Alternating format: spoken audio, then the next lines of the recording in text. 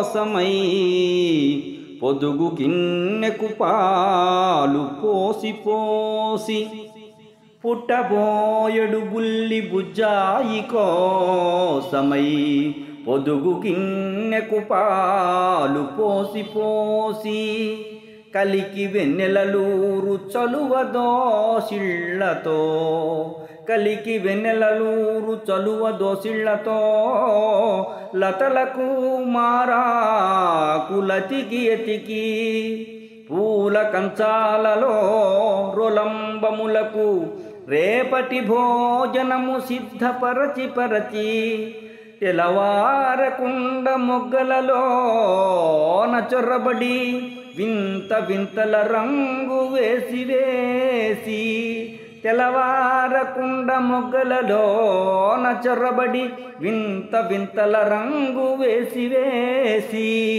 తీరికేలేని విశ్వ సంసారమందు తీరికేలేని విశ్వ సంసారమందు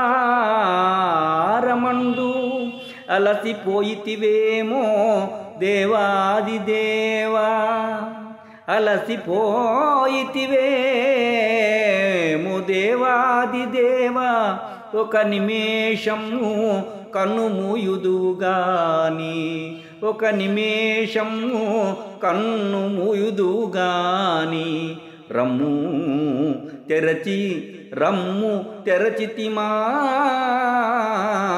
కుటీరమ్ము తలుపు తీరికేలేని విశ్వ సంసారమందు అలసిపోయితివేమో దేవాది దేవా ఒక నిమేషము కన్ను మూయుదుగాని రమ్ము తెరచితి మా కుటీరమ్ము తలుపు కూర్చుండ మా ఇంట కుర్చీలు లేవు నా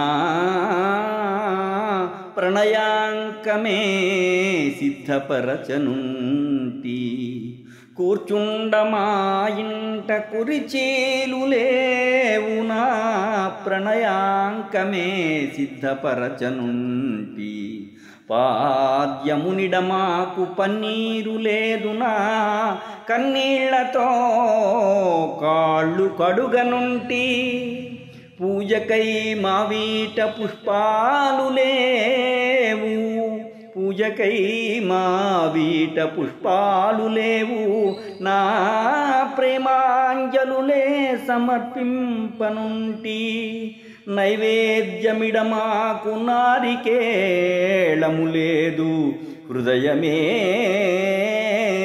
చేతి కందీయనుంటి లోటు రానీయనున్నంతలోన నీకు లోటు రానీయనున్నంతలోన నీకు రమ్ము దయసేయుమాత్మపీఠముపైకి రమ్ము దయసేయుమాత్మపీఠముపైకి. ఏ మాటకు ఆ మాట చెప్పుకోవాలి.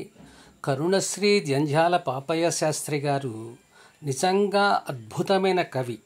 ఈ పద్యాలలో ఆయన దేవుడిని ఎలా ప్రార్థిస్తున్నాడో గమనిస్తే మనకు ఆ విషయం అర్థమవుతుంది. దేవుణ్ణి కూడా మనలాంటి వాడే అని అనుకుని మనము అనేక రకాలైనటువంటి వ్యాపకాలలో అలసిపోయి సొలసిపోయి ఉంటాము. కాస్త విశ్రాంతి తీసుకోవాలని మనకు ఉంటుంది.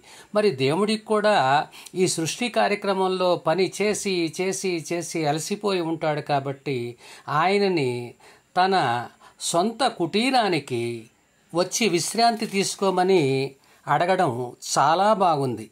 స్వామివారు ఏ పనులతోటి అలసిపోతారో ఆయన ఎంత చక్కగా చెప్తున్నాడో చూడండి.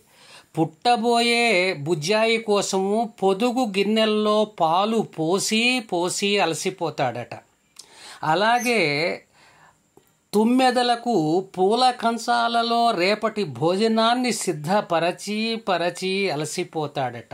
వెన్నెల రాత్రివేళ లతలకు చిగుళ్ళు తొడిగి తొడిగి అలసిపోతాడట. ఇన్ని పనులు చేసి నువ్వు అలసిపోయావేమో, రా నా కుటీరంలోకి వచ్చి నువ్వు విశ్రాంతి తీసుకో స్వామి అని చెప్తున్నాడు కవిగారు. ఎంత అద్భుతంగా ఉంది కదా. అలాగే రెండో పద్యంలో చూడండి ఎలా అంటున్నాడు. తనది కుటీరం కదా, అందుకని కూర్చోడానికి కుర్చీలు లేవు. నా హృదయాంకాన్నే నేను నీకు ఒక ఆసనంగా ఇస్తాను అని చెప్పి చెప్తున్నాడు స్వామివారికి. తర్వాత కాళ్ళు కడుక్కోటానికి ఇవ్వటానికి మా దగ్గర పన్నీరు లేదు స్వామి, నా కన్నీళ్లనే నీకు ఇస్తాను అని చెప్పంటున్నాడు. నిన్ను పూజించడానికి మా వీధిలో పువ్వులు లేవు, నమస్కారాలనే పుష్పాలతో నీకు పూజ చేస్తున్నాను అని చెప్పాడు. నైవేద్యం పెట్టడానికి నా దగ్గర నారికేళం లేదు, అందుకని నా హృదయాన్నే నీ చేతికి అందిస్తున్నాను. నాకు చేతనైనంత వరకు నీకు లోటు లేకుండా నేను సేవలు చేసుకుంటాను స్వామి అని చెప్పి చెప్తున్నాడు మన కవిగారు. అద్భుతమైన కవిత్వం కదా ఇది. మరెన్నో వీడియోల కోసం మా ఛానల్ని లైక్ చేయండి, కామెంట్ చేయండి, షేర్ చేయండి, సబ్స్క్రైబ్ చేయండి. Thank you.